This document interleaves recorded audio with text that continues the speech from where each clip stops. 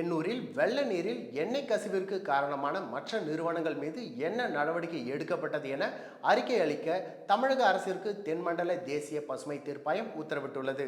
சென்னை எண்ணூர் பகுதியில் வெள்ள நீரில் கச்சா எண்ணெய் கலந்த விவகாரம் தொடர்பாக தென்மண்டல தேசிய பசுமை தீர்ப்பாயம் தாமாக முன்வந்து விசாரணைக்கு எடுத்த வழக்கு மீண்டும் விசாரணைக்கு வந்தது.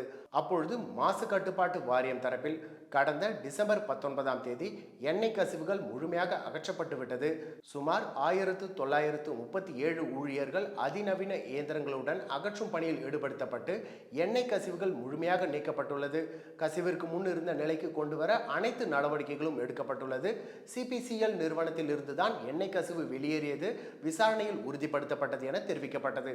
மேலும் நிலத்தடி நீர் மற்றும் கடல் நீரில் எண்ணெய் பாதிப்புகள் குறித்த ஆய்வுகள் முடிந்துள்ளது.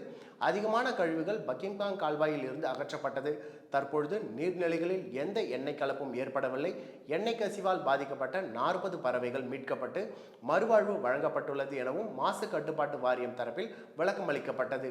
ஐஐடியின் சுற்றுச்சூழல் தாக்க மதிப்பீட்டு அறிக்கை அடிப்படையில் அரசு நடவடிக்கை எடுத்துள்ளது. எண்ணெய் அகற்றப்பட்டாலும் அடுத்த 3 மாதத்திற்கு தொடர்ந்து கண்காணிக்கப்படும் எனவும் தெரிவிக்கப்பட்டது.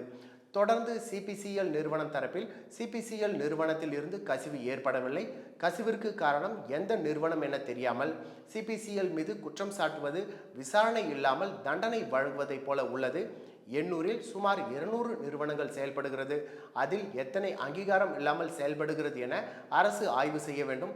அரசின் நடவடிக்கைக்கு முழு ஒத்துழைப்பு வழங்க தயாராக இருப்பதாகவும் தெரிவிக்கப்பட்டது. இதையடுத்து மற்ற நிறுவனங்கள் மீது நடவடிக்கை எடுக்கப்பட்டதா, அதன் விவரங்களை ஏன் தெரிவிக்கவில்லை என தீர்ப்பாயம் கேள்வி எழுப்பியது. மேலும் அடுத்த விசாரணையின் பொழுது மற்ற நிறுவனங்கள் மீது எடுத்த நடவடிக்கை குறித்த அறிக்கையை தாக்கல் செய்ய வேண்டும் என அரசுக்கு உத்தரவிட்டு விசாரணையை பிப்ரவரி 27ஆம் தேதிக்கு தள்ளி வைத்தது.